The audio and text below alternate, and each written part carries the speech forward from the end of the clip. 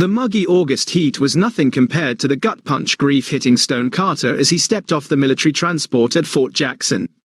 His last stint in Central Asia went to hell, a screwed-up op where his tightest bro, his ride or die, got taken out in a sneak attack, leaving Carter to carry the weight of making it out alive. Those scars were still raw, messing with his sleepless nights and leaving a hollow ache in his chest.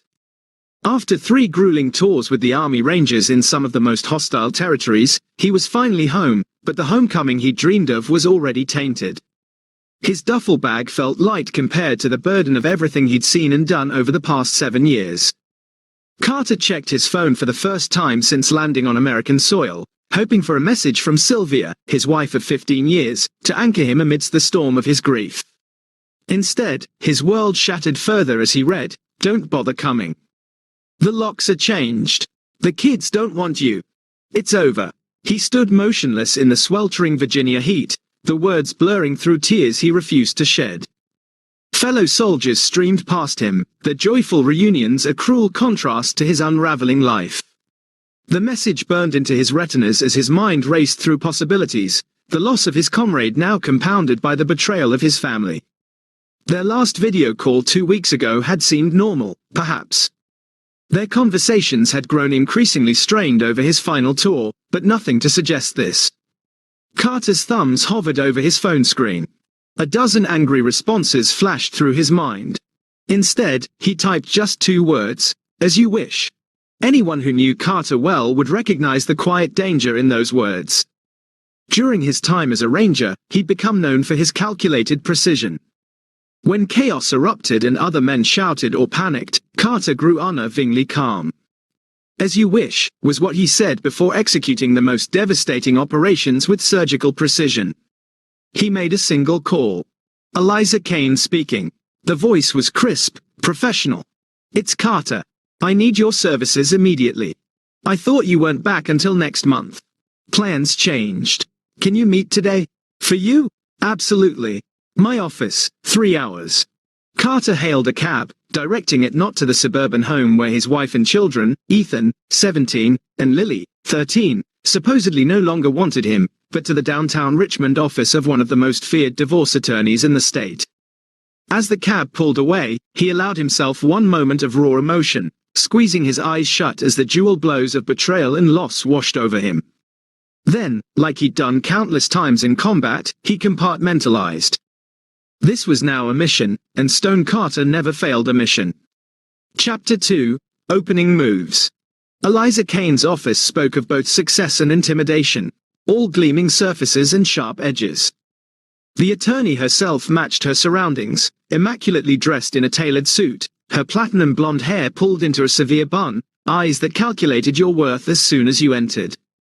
"So," she said, leaning back in her chair after Carter explained the situation, "she waited until you were literally on American soil to tell you not to come home. That's cold, even by my standards. I need to know what I'm dealing with," Carter said. "And then I need options." Eliza's smile was all predator. "What exactly did you mean when you texted, 'as you wish'?"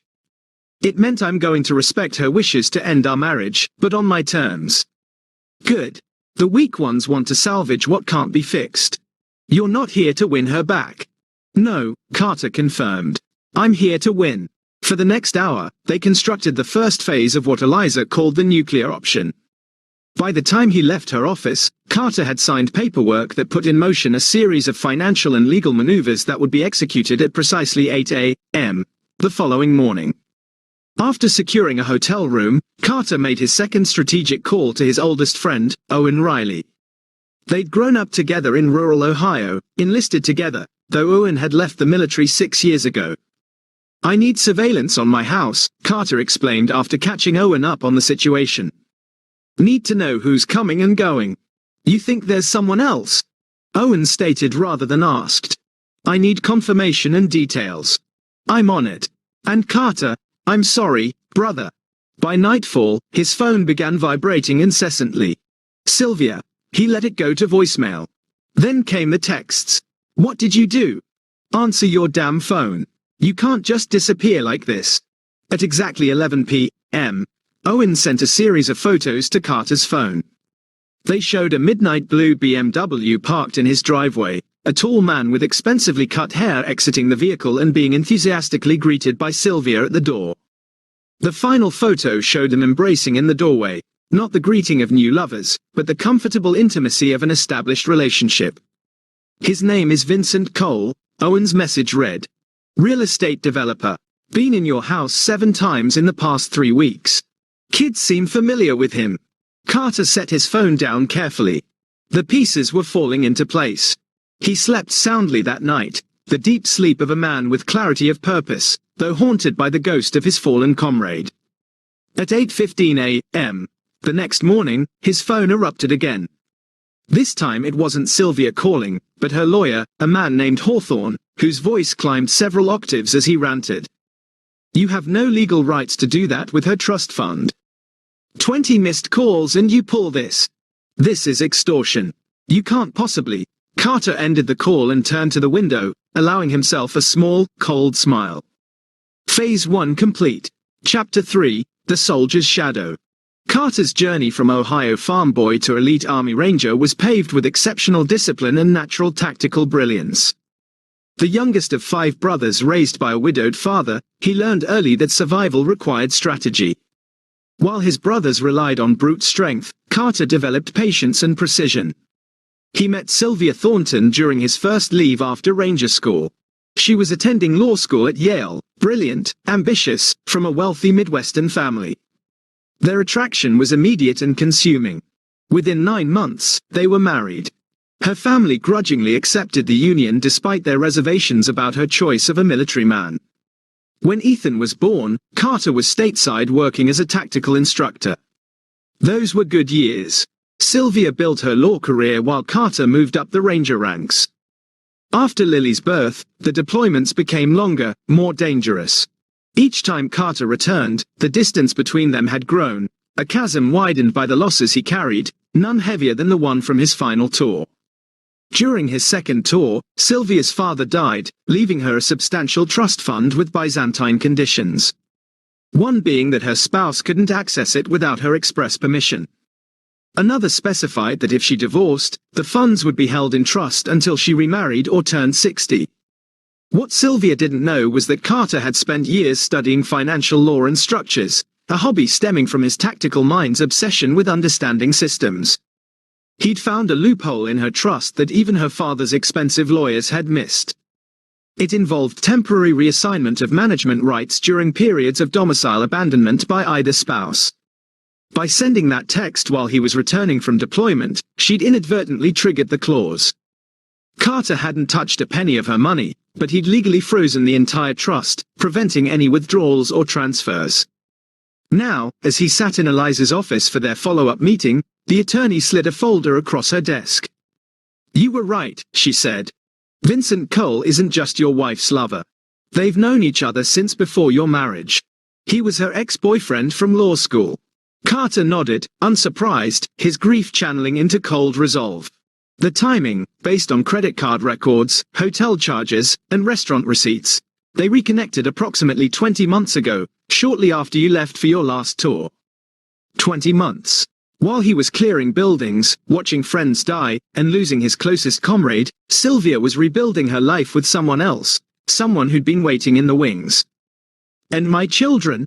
Carter asked, his voice betraying emotion for the first time. Eliza's expression softened marginally. The Vincent guy has been playing daddy. Weekend trips, expensive gifts. Your son seems resistant. His social media suggests he's angry at both adults. Your daughter appears more accepting of the situation. Carter absorbed this, his jaw tightening, the pain of losing his comrade now intertwined with the betrayal of his family. What about the house? Has she taken out any new mortgages or loans? No. But there's something interesting about the property next door to yours. It was purchased by one of Vincent Cole's shell companies 8 months ago. The timing suggests they might be planning to combine the properties. The pieces clicked together in Carter's mind. Not just an affair, a complete replacement. Cole was literally moving in next door, preparing to absorb not just Carter's family, but his physical space as well. They're efficient, Carter remarked coldly. Most affairs are impulsive. This one was planned. Eliza agreed. The good news is they've made mistakes. Big ones, such as Cole transferred $300,000 to Sylvia 4 months ago, which she used to redecorate your house. That's marital property she altered using funds from her paramour. Also, she's been paying household expenses from your joint account while maintaining this relationship. Carter nodded. That's good, but not enough. I need you to find me something that will give me leverage regarding the children. Eliza raised an eyebrow. The courts typically favor mothers. The courts favor stability and safety, Carter corrected. Find me something that proves she can provide neither. As he left Eliza's office, Carter's phone buzzed with a text from Owen. Got something big. Meet me at the usual place. The usual place was a small diner on the outskirts of Richmond where they'd often met during leaves. As Carter entered, he spotted Owen in a back booth, his posture still military straight despite his civilian clothes. How bad? Carter asked, sliding into the booth, the weight of his losses making every step heavier. Depends on your definition, Owen replied, pushing a small flash drive across the table. Your wife and her boyfriend have been plotting more than just playing house. They're planning to relocate to Belize. There are property purchases, school inquiries for the kids, everything, next month, right after school starts. The kids don't know yet. Carter pocketed the flash drive, his grief sharpening his focus. How did you get this? Owen's smile was grim. Let's just say Mr. Cole needs better cybersecurity for his cloud accounts. Carter nodded, processing this information. His family wasn't just moving on without him. They were planning to disappear to another country. The coldness inside him, born of loss and betrayal, crystallized into something harder. I need one more thing, Carter said. Access to our home. Not to confront them, just to retrieve something that belongs to me. Tonight, they're attending a charity gala downtown. The kids will be at Cole's lake house with his housekeeper. Owen studied his friend's face, seeing the shadow of grief beneath the resolve. Carter, whatever you're planning is necessary, Carter finished for him. Are you with me or not? Their eyes locked in silent communication, the kind forged in combat.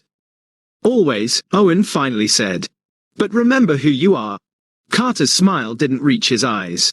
That's exactly what I'm counting on them forgetting. Chapter 4, Buried Truths. The house looked exactly as Carter remembered it from the outside, a spacious colonial in an exclusive suburb. Inside, however, everything had changed. Gone were the comfortable leather couches he'd selected, replaced by sleek modern furniture in cool grays and blues. Family photos had been removed, the walls now adorned with abstract art. It was as if Sylvia had attempted to erase any evidence of their life together, a mirror to the erasure he felt after his comrade's death. Carter moved silently through the transformed space, cataloging the changes with detached precision. In the home office, he found what he was looking for, a hidden wall safe behind a painting. The combination was Ethan's birthday, just as he'd left it. Inside was a small fireproof box containing his grandfather's medals from World War II, documents from his military career, and a sealed envelope. He took only the envelope, leaving the rest untouched. As he turned to leave, he noticed something on Sylvia's desk, architectural plans. He photographed them carefully. Detailed renderings for connecting their property with the house next door, creating one massive estate. The plans were dated 16 months ago, 5 months into his last deployment. Before leaving, Carter made one last stop at his children's rooms. Ethan's remained much as he remembered. Sports trophies, gaming posters, organized chaos. On his desk was a framed photo that made Carter pause, himself and Ethan on a fishing trip 4 years ago, both smiling widely. It was the only photo of Carter remaining visible in the entire house, a faint tether to what he'd lost. Lily's room had transformed completely, now decorated in sophisticated purples and silvers that made it look more like a college student's apartment than a 13-year-old's bedroom. On her bulletin board, Carter spotted concert tickets, school awards, and a photo of Lily, Sylvia, and Vincent at what appeared to be a ski resort. They looked like a perfect family unit, a stab to his already wounded heart. He left as silently as he'd entered, the house keys he'd used, keys that supposedly no longer worked, placed deliberately on the kitchen counter where Sylvia would find them. The next morning, Carter met with Marcus Vaughan, a former intelligence officer turned private investigator whom Owen had recommended. "I need everything on Vincent Cole," Carter explained, his voice steady despite the grief gnawing at him. "Not just the surface level. I need to know what he's hiding." Marcus, a slight man with penetrating eyes, nodded.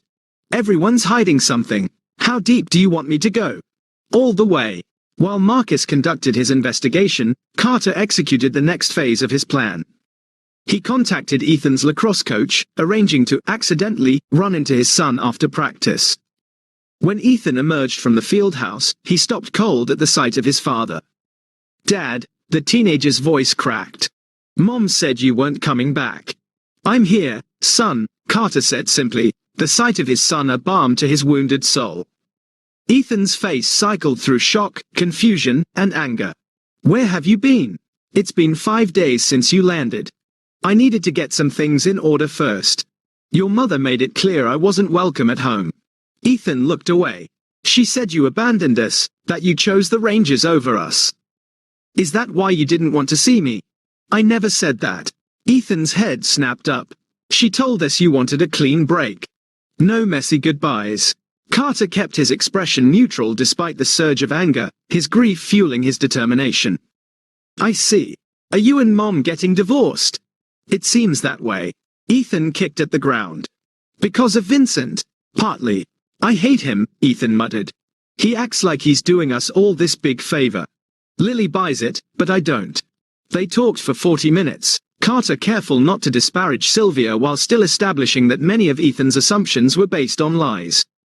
When Sylvia's SUV pulled into the parking lot, Carter stood. "I have to go. But Ethan, whatever happens between your mother and me, I'm still your father." "That doesn't change." As Carter walked away, Ethan called after him, "Dad, are you just going to let him take everything?" Carter turned, his expression unreadable, the loss of his comrade echoing in his resolve. "No, son, I'm not." Later that evening, Marcus Vaughan delivered his preliminary findings. Vincent Cole is legitimate on paper. Successful developments, clean record, respected in the community, but there are inconsistencies, such as 4 former business partners who suddenly sold their shares for pennies on the dollar, a building inspector who changed career paths after approving one of Cole's controversial properties, and, most interestingly, a board of directors who were all involved in targeting wealthy married women as investors while their husbands are otherwise occupied. Carter leaned forward, his grief sharpening his focus. "Explain." "He courts women whose husbands are frequently absent. Military, international business, politics, becomes their friend, confidant, then business advisor. Eventually, the husband is gone permanently, usually through divorce, and Cole remains with access to the family's wealth through the woman." "And the move to Belize?" Marcus's expression darkened. "That's where it gets concerning. Cole has property there, yes, but he also has connections to less savory enterprises. The area where he's purchased land is known for being a haven for those looking to disappear from financial or legal obligations. He's planning to isolate her," Carter concluded, his grief for his comrade now fueling his mission to protect his family. "Get her away from family, friends, familiar legal systems. Possibly. The timeline is aggressive. Property transfer for your house is already in motion, scheduled to close in 4 weeks." Carter nodded. "That's why she needed the divorce finalized quickly. They're liquidating assets before disappearing." "There's one more thing," Marcus added. "The envelope you retrieved from your safe. What was in it?" "Insurance," Carter replied, his voice steady despite the weight of loss. "Something I suspected might be necessary someday." The envelope contained documentation of an agreement Carter had made with Sylvia's father before his death. A promise that, in exchange for Carter signing a prenuptial agreement limiting his claims to Sylvia's family money, the older man would establish a separate trust for Carter's military earnings to protect them in case of divorce. The agreement had been properly notarized but never filed with the main trust documents. This piece of leverage, combined with Marcus's findings, gave Carter what he needed for the next phase. He called Eliza. "I'm ready to make my move," he said, his grief channeling into cold determination. "Set up a meeting with Sylvia and her lawyer for tomorrow. They're demanding you unfreeze the trust immediately," Eliza warned. Tell them I'm prepared to discuss terms.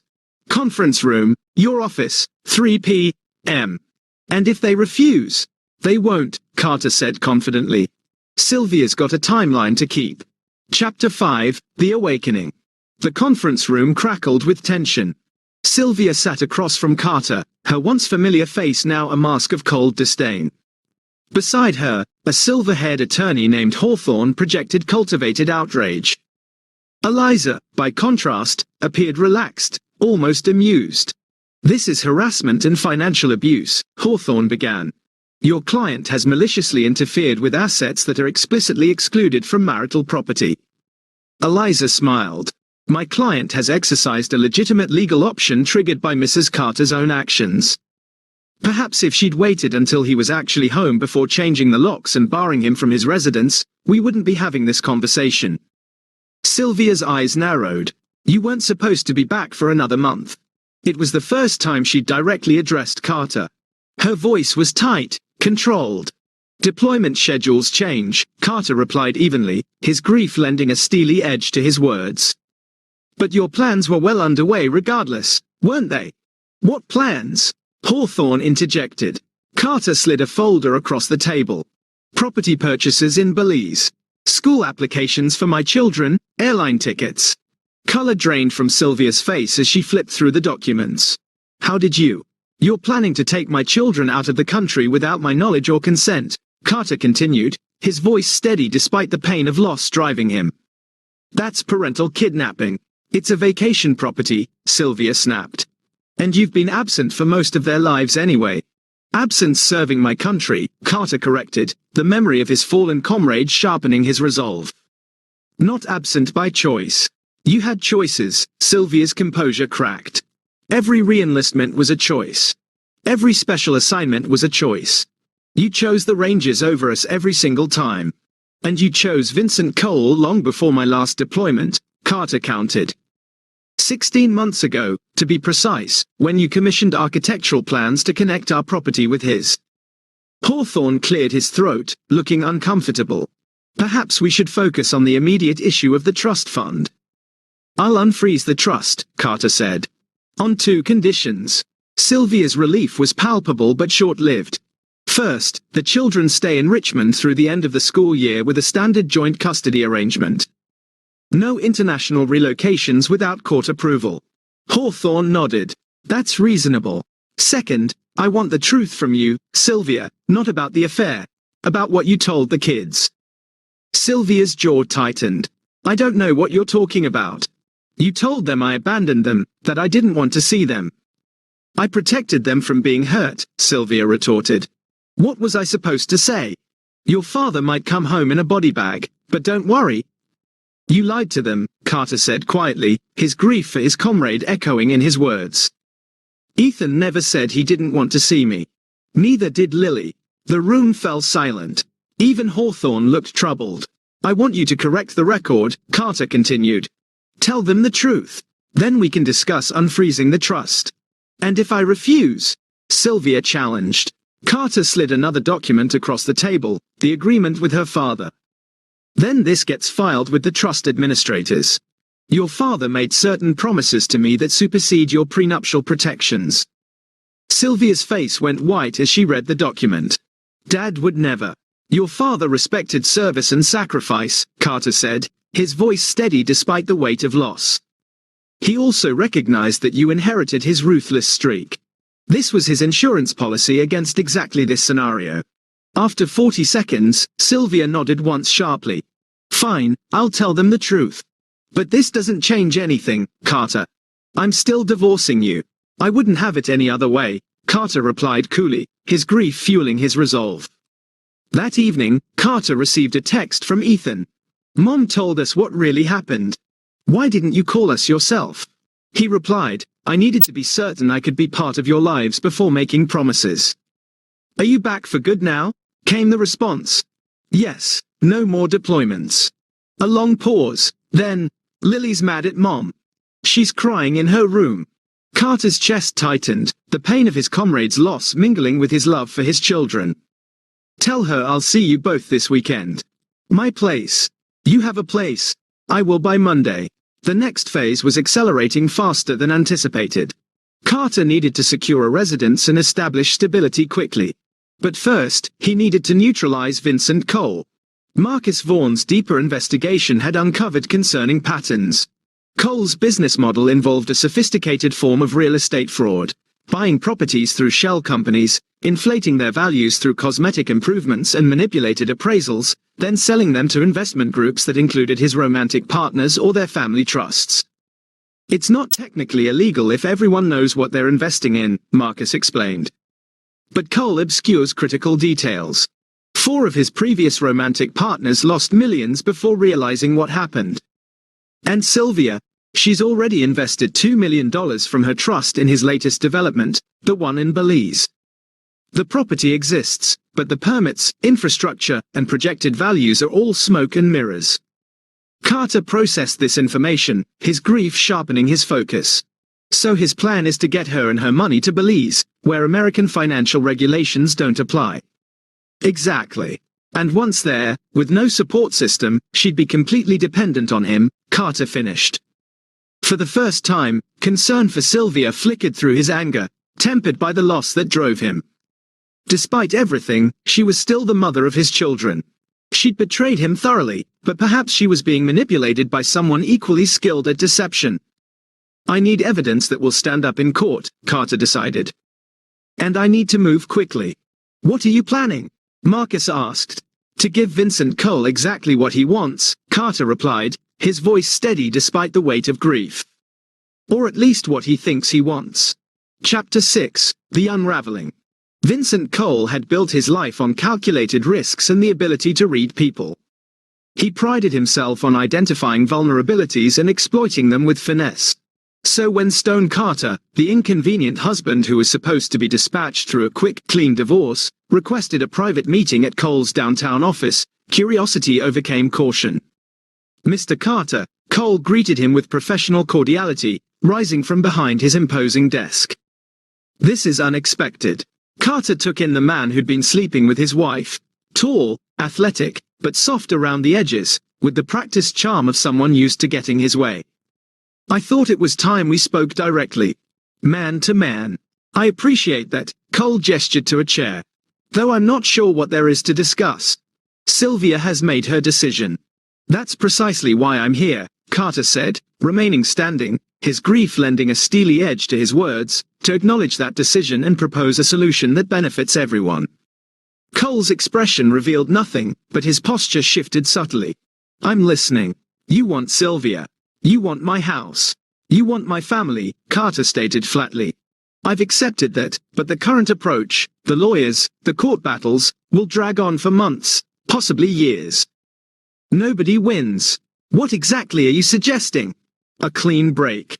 I sign over my interest in the house. I agree to the divorce terms. I even support your relationship. Carter forced the word out, his grief fueling his resolve. In exchange, I want guaranteed access to my children and a financial settlement that reflects my contributions to the marriage. Cole studied him, searching for the trap. That's surprisingly reasonable. Sylvia described you as uncompromising. Military service teaches you to recognize unwinnable battles, Carter replied, his comrade's death echoing in his words. And to strategically reposition. I see. Cole leaned back. And what would this financial settlement entail? $3 million. A fraction of what prolonged litigation would cost you. You seem very confident about what litigation would cost me, Cole noted. Carter shrugged. I've done my research on everything. Something in his tone made Cole pause. For a brief moment, uncertainty flickered across his face before his confident mask returned. I'll need to discuss this with Sylvia. Of course, Carter said. But this offer is time-sensitive. 48 hours. That's not much time for such significant decisions. I thought you were a man who knew the value of moving quickly on opportunities, Carter replied, his grief sharpening his focus. After Carter left, Cole immediately called Sylvia, relaying the conversation. Unknown to either of them, Marcus Vaughn had installed surveillance equipment in Cole's office the previous night with the help of a building maintenance worker who owed Owen a favor. He's desperate, Cole told Sylvia. This is perfect. We can wrap everything up cleanly and be in Belize before spring. It seems too easy, Sylvia's voice replied through the speaker. Carter doesn't give up. He's a soldier, not a businessman. He's out of his depth. You don't know him like I do. He's playing some angle. Even if he is, what can he possibly do? The trust is unfrozen. The house sale is proceeding. We have everything in motion. What about the children? Sylvia asked. We'll honor the custody arrangement until we're ready to leave. By then, he'll be established in his new life, and the kids will prefer our situation anyway, especially with the private school options in Belize. And if he contests the international move, by then, it will be too late. Trust me, Sylvia. This is what we've been working toward. Everything is falling into place. The recording captured everything. The casual conspiracy to violate custody agreements, the calculated manipulation, the clear intent to defraud through the Belizean investment scheme. It was exactly what Carter needed, his grief channeling into a mission to protect his children. The next day, Carter received a call from Cole accepting his terms with a meeting scheduled to sign paperwork the following morning. That evening, he met with Eliza to finalize their countermove. This is thin ice, legally speaking, Eliza warned, reviewing the plan. A judge might view the recording as entrapment. The recording is just insurance, Carter assured her, his grief lending a steely edge to his words. The financial evidence is what matters, the documented pattern of fraud, the misrepresented investments. We just needed Cole to confirm his intentions regarding my children. And you're sure you want to warn Sylvia? After everything she's done? Carter's expression hardened, his comrade's loss fueling his resolve. This isn't about Sylvia anymore. It's about protecting my children from both of them. The pieces were set. Phase 3 would begin at 8 a.m. the next day, exactly when Cole believed he was cementing his victory. That night, Carter received an unexpected visitor at his hotel room, Lily. She stood in the hallway, tear-streaked and defiant. Mom doesn't know I'm here, she blurted out. Ethan helped me sneak out.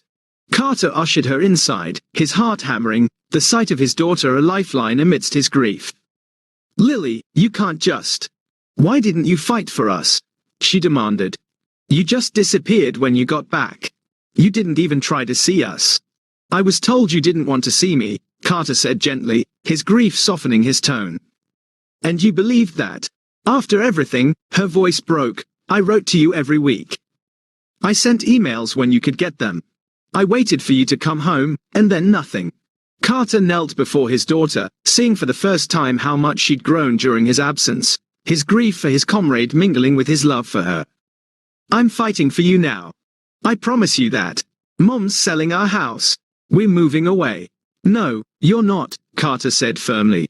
Not unless you want to. Lily studied his face. Vincent says you can't stop it. He says you signed papers. Vincent doesn't know what's coming. What does that mean? Carter chose his words carefully, his grief sharpening his focus. It means that sometimes people aren't who they pretend to be. And sometimes the truth has to come out before people get hurt. Are you going to hurt Vincent? Lily's eyes widened. Not physically, Carter assured her, his comrade's loss echoing in his resolve. But yes, I'm going to stop him from taking what's mine, including my family. Lily nodded slowly. Good. I hate him. He acts nice when Mom's around, but when she's not, he's different. Carter's blood ran cold. Different how? He talks to us like we're stupid. Tells Ethan he needs to man up and stop missing you. Told me I need to adjust to reality because you never really cared about us anyway. Her voice dropped. Last week, he grabbed Ethan's arm when Ethan argued with him. Left marks. The cold rage Carter had been carefully controlling, fueled by his grief, crystallized into something lethal. When did this happen? Wednesday. Ethan wouldn't let him in his room, and they got into a fight. Does your mother know? Lily shook her head. Ethan didn't want to tell her. Said it would just make everything worse. Carter took a deep breath, recalibrating his plans, his grief sharpening his mission. I need you to go home now, but tomorrow things are going to change. I promise you that. After safely returning Lily home with Owen's help to ensure she wasn't detected, Carter made one final call to Eliza. We need to accelerate the timeline, he said, his grief channeling into cold determination. And add one more component to our strategy. What's changed? She asked. Everything, Carter replied. Cole crossed a line he can't uncross. Chapter 7, The Reckoning. The Cole Development Group offices occupied the 28th floor of Richmond's premier business tower, all glass, chrome, and calculated intimidation. When Carter arrived for their 8 a.m. meeting, Cole was waiting with 2 attorneys and a smug smile. Mr. Carter, he greeted, extending his hand. I appreciate your pragmatism in this matter. Carter ignored the outstretched hand, his grief lending a steely edge to his demeanor. Where's Sylvia? She should be here. Cole's smile tightened. Sylvia trusted me to handle the financial aspects. She'll join us for the final signatures. That won't work, Carter said calmly, his comrade's loss fueling his resolve. I need all parties present before we proceed. One of Cole's attorneys, a nervous-looking younger man, shifted uncomfortably. Mr. Cole assured us Mrs. Carter had approved these terms. Did she approve them in writing? Carter asked. I have her power of attorney for business matters, Cole interjected smoothly. This isn't a business matter, Carter replied. It's a divorce settlement affecting my children. Either Sylvia attends, or we reconvene when she's available. Cole's jaw tightened momentarily before he forced another smile. Of course, let me call her. As Cole stepped away to make the call, the conference room door opened again. Eliza entered, followed by a stern-looking man in a conservative suit. Mr. Carter, apologies for the delay, Eliza said briskly. Agent Sullivan was held up in traffic. Agent? Cole snapped up from his phone. Nathan Sullivan, FBI, Financial Crimes Division, the man introduced himself, placing his credentials on the table. I'm here as an observer only. Cole's attorneys exchanged alarmed glances. What is this? Cole demanded, returning to the table. Insurance, Carter replied, his grief sharpening his focus. Is Sylvia coming? She'll be here in 30 minutes, Cole said, his confident demeanor now visibly strained. Perhaps we should delay until... Perfect timing, Carter interrupted. That gives us just enough time to review some additional documents I've brought. Eliza distributed folders to everyone present. These materials document a pattern of securities fraud, wire fraud, and conspiracy spanning 8 years in 4 states. Cole laughed, but it sounded hollow. This is absurd, a transparent attempt at extortion. No extortion, Carter said calmly, his comrade's loss echoing in his words. Just facts. You've defrauded previous romantic partners through manipulated real estate investments. You're attempting the same with my wife and her trust fund. And most recently, you've physically assaulted my 17-year-old son. Cole's face drained of color. That's a lie. I never.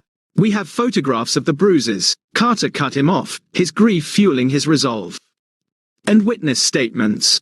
The conference room door opened again as Sylvia arrived, looking confused and increasingly alarmed as she absorbed the scene.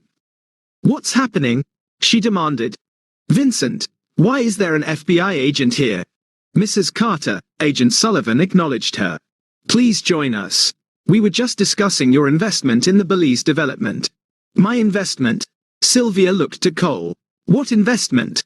The $2 million transfer you authorized 4 weeks ago, Carter supplied, his grief lending a steely edge to his words, for the Villa Serenidad development.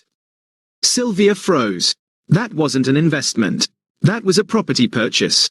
Our retirement home. There is no retirement home, Carter said gently, his grief softening his tone for her sake. The development exists only on paper. The property you think you purchased is an undeveloped parcel of land worth less than $200,000. That's not possible, Sylvia said. Vincent showed me the plans, the photos. Renderings and stock photos, Eliza interjected, sliding additional documents toward Sylvia. Here are the actual property records, permits, or lack thereof, and banking transfers showing where your money actually went. Sylvia sank into a chair, staring at the evidence. Vincent, tell me this isn't true. Cole's mask of confidence cracked completely. Sylvia, this is a misunderstanding. The development is in the early stages. The development doesn't exist, Agent Sullivan stated flatly. We've been investigating Mr. Cole for 20 months. Your husband's evidence has simply accelerated our timeline. Sylvia's head snapped up. You knew about this? She asked Carter. I suspected something was wrong when I saw the Belize plans, Carter replied, his grief channeling into his mission. The investigation confirmed it. So this whole meeting was a trap, Cole spat. Your husband set us both up. No, Carter corrected, his comrade's loss echoing in his resolve. Just you. Sylvia is as much a victim of your fraud as your previous partners were. Cole's attorneys were already gathering their belongings, mumbling about needing to consult with their firm partners. And what about Ethan? Sylvia asked, her voice barely audible. What did you mean about assault? Carter slid a photo across the table, Ethan's arm with clear finger-shaped bruises. Wednesday night, when Ethan refused to let him into his room. Sylvia stared at the photo, then at Cole, horror dawning on her face. You hurt my son. He was being disrespectful. I barely grabbed him, Cole protested. The slap echoed in the conference room as Sylvia's palm connected with Cole's face. You lying bastard. You promised me you would never. Mrs. Carter, Agent Sullivan interjected. I suggest we continue this discussion at our office. We'll need formal statements from both you and your son. What followed was a blur of activity. Cole was escorted out by 2 additional FBI agents who had been waiting outside. Sylvia, shell-shocked, agreed to cooperate fully with the investigation. When the room finally cleared, only Carter, Eliza, and Sylvia remained. Why? Sylvia asked, looking at Carter. After what I did to you, why would you protect me from him? I didn't do it for you, Carter replied, his grief lending a steely edge to his words. I did it for Ethan and Lily. They've been through enough. Sylvia nodded slowly, tears welling. What happens now? Now, Carter said, standing, you tell the children the complete truth about everything. Then we'll discuss next steps. As he walked out, Eliza following, Sylvia called after him.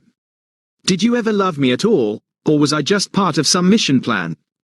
Carter paused at the doorway, his grief for his comrade mingling with his past love for her. I loved you enough to let you go when I thought that's what you wanted. And I loved you enough to stop you when I realized you were being manipulated into something dangerous. But not enough to forgive me, Sylvia said quietly. No, Carter agreed, his loss hardening his resolve. Not enough for that. Chapter 8, Aftermath. 4 weeks later, the legal landscape had transformed entirely. Vincent Cole faced multiple federal charges for fraud and financial crimes. His assets were frozen, his reputation shattered. The FBI investigation had expanded to include 7 additional victims across 4 states. Sylvia had moved out of the family home into a modest apartment. The grand house now sat empty as the legal complexities unraveled. The trust fund had been rescued, most of it at least, through rapid legal intervention. The Belizean property scheme had collapsed entirely. Carter, meanwhile, had purchased a comfortable 5-bedroom house 20 minutes from the children's school. He'd accepted a position as a security consultant for a major corporation, providing the stability his family needed while utilizing his military skills, a way to honor his fallen comrade's memory. He'd added 3 more former Rangers to his team, creating a brotherhood of support that reminded him of what he'd valued most during his service, a lifeline amidst his grief. On a crisp fall Saturday, Carter sat on his back deck watching Ethan practice lacrosse moves in the yard. Lily was inside, ostensibly reading, but actually monitoring the conversation through the open window, a fact both Carter and Ethan silently acknowledged. Mom says she's sorry, Ethan said abruptly, pausing with the lacrosse stick. Like 100 times a day. It's getting annoying. She has a lot to be sorry for, Carter replied carefully, his grief tempering his words. Are you ever going to forgive her? Ethan asked. Carter considered the question, his comrade's loss echoing in his thoughts. Forgiveness isn't simple, Ethan. I can work with her as your mother without forgiving what she did to our marriage. That seems harsh. Maybe, but some things can't be undone. Ethan twirled the stick thoughtfully. She said she got caught up in Vincent's lifestyle, the money, the connections. Said she felt important again. And did she feel unimportant with me?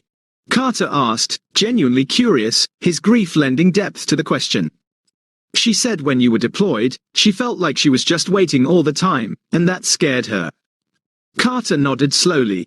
It wasn't a justification, but it was an explanation he could understand. Fear made people do desperate things, a lesson he'd learned in combat zones and through his own losses. "What about Vincent?" Ethan asked. "Do you feel bad about what happened to him?" "No," Carter said honestly, his grief fueling his resolve. "He hurt you. He tried to steal our family. He deserves what's coming.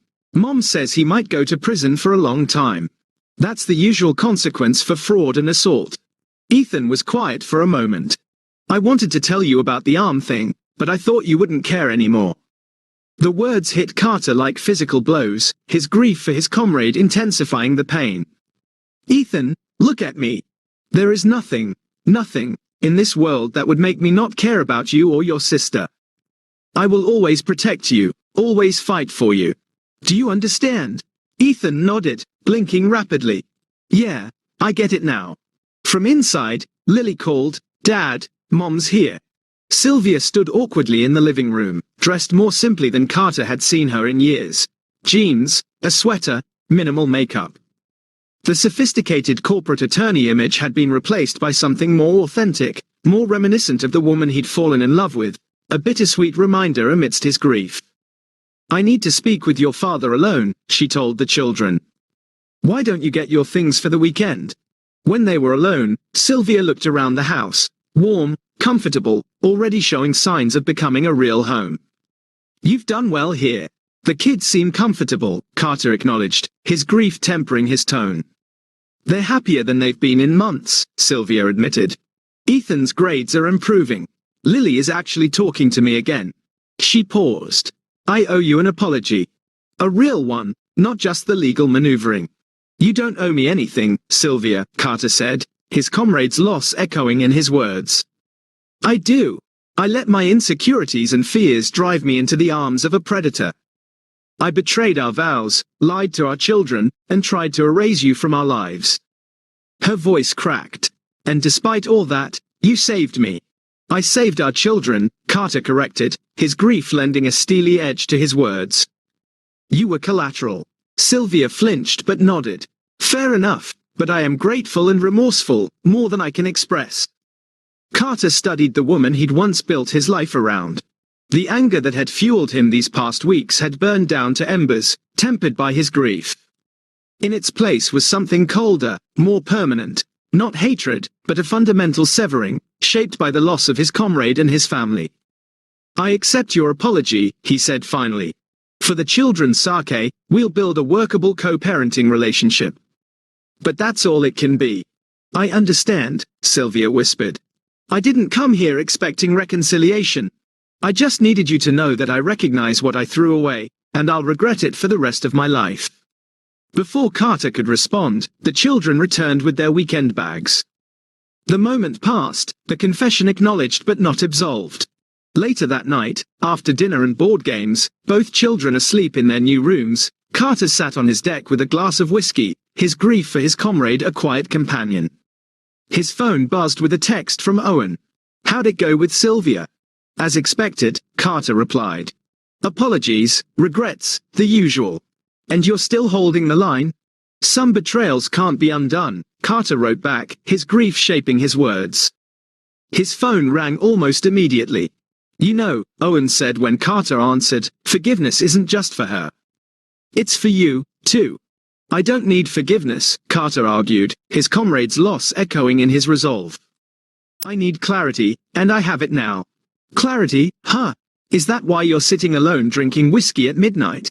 Carter smiled despite himself, the grief softening slightly. "I'm celebrating a victory. The mission is complete." "Bullshit," Owen said good-naturedly. "The mission was punishment. Now that it's done, you don't know what comes next." There was truth in that. Carter realized the cold, focused purpose that had driven him since receiving Sylvia's text, fueled by his grief, had been fulfilled. Vincent Cole was facing justice. The financial schemes had been exposed.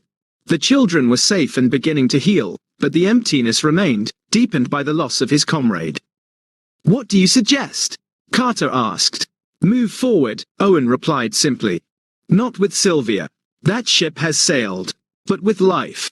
The war is over, brother. Time to come home for real." After hanging up, Carter considered his friend's words, his grief a quiet undercurrent. The soldier in him recognized the wisdom. In combat, you completed the mission, honored the fallen, then prepared for the next objective. You didn't linger in the battlefield once it was secured.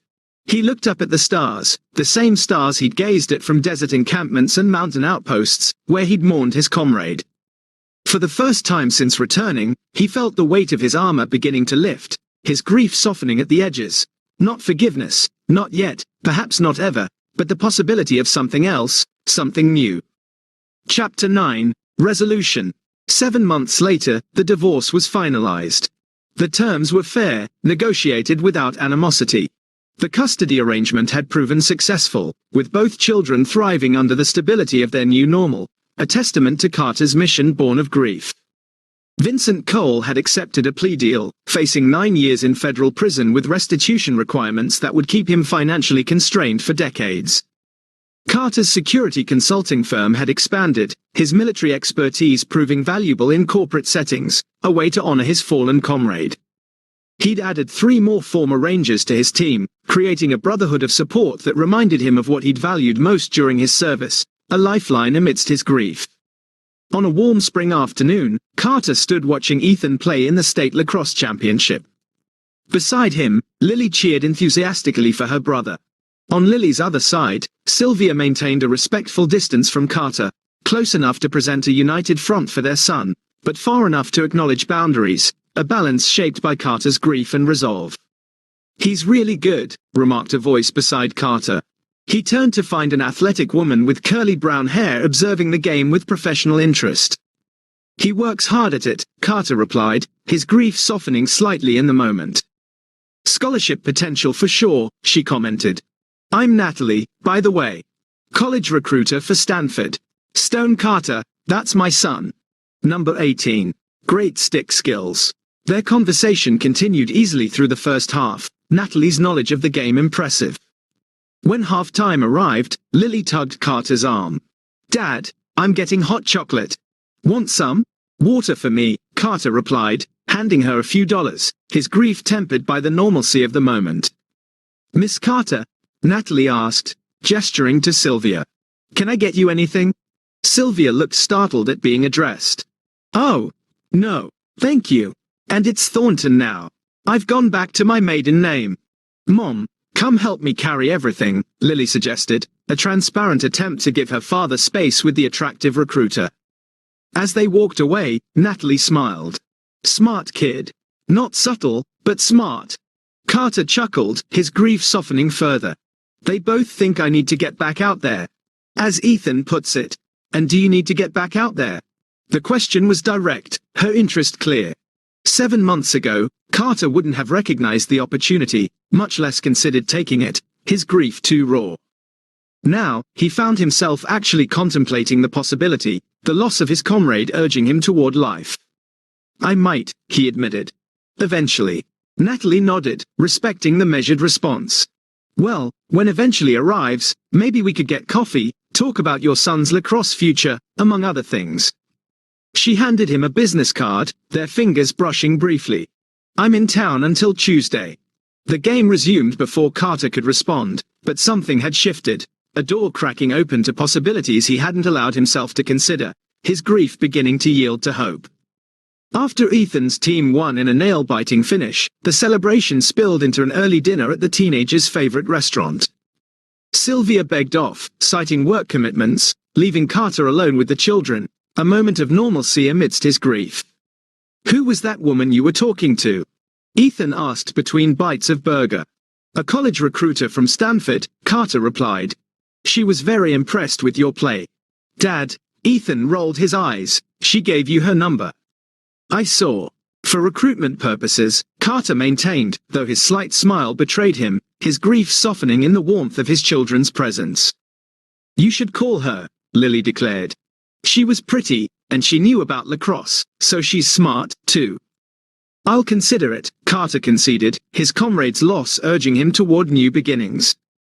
Later that night, after dropping the kids at Sylvia's apartment, Carter returned to his empty house. He placed Natalie's card on his desk, not yet ready to act, but no longer automatically rejecting the possibility, his grief beginning to yield to the promise of life. His phone buzzed with a text from Sylvia. "Ethan can't stop talking about the Stanford recruiter. Says she might be the one for you. Just a friendly heads up that our son is planning your wedding." Despite himself, Carter laughed, his grief softening further. "Thanks for the warning," he texted back. "I'll manage expectations." "You deserve happiness, Carter," came Sylvia's unexpected reply. "I mean that sincerely." He stared at the message, unsure how to respond, his grief for his comrade mingling with a flicker of hope. Finally, he simply wrote, "So do the kids. Thank you for today." It wasn't forgiveness. It wasn't reconciliation, but it was acknowledgement that they had moved beyond the battlefield into whatever came next, separate paths, but linked eternally through the children they both loved, a balance shaped by Carter's grief and resolve. The following morning, Carter woke early for his weekend run. As he laced his shoes, he glanced at Natalie's business card still sitting on his desk. After a moment's consideration, he picked it up and tucked it into his wallet, his grief beginning to yield to the possibility of a new chapter. The war was over. He had protected what mattered most, honoring his fallen comrade's memory. He had remained true to his principles, never yielding, never forgiving those who had betrayed him, but also not allowing bitterness to consume him. As he stepped outside into the dawn light, Carter reflected on the text message that had started everything. "Don't bother coming. The locks are changed. The kids don't want you. It's over." His reply had been simple. "As you wish," not surrender, not acquiescence, but the calm declaration of a man who understood that sometimes the most powerful response was to accept the challenge and respond on your own terms, a resolve born of grief and loss. The fight was over, a clear victory secured, and now, after years of struggle, Stone Carter was finally home, his sorrow slowly giving way to a gentle optimism for what lay ahead. Here, our tale concludes. Drop your thoughts in the comments below. Appreciate your time. If you liked this story, hit that subscribe button. Check out the video on your screen, and I'll catch you later.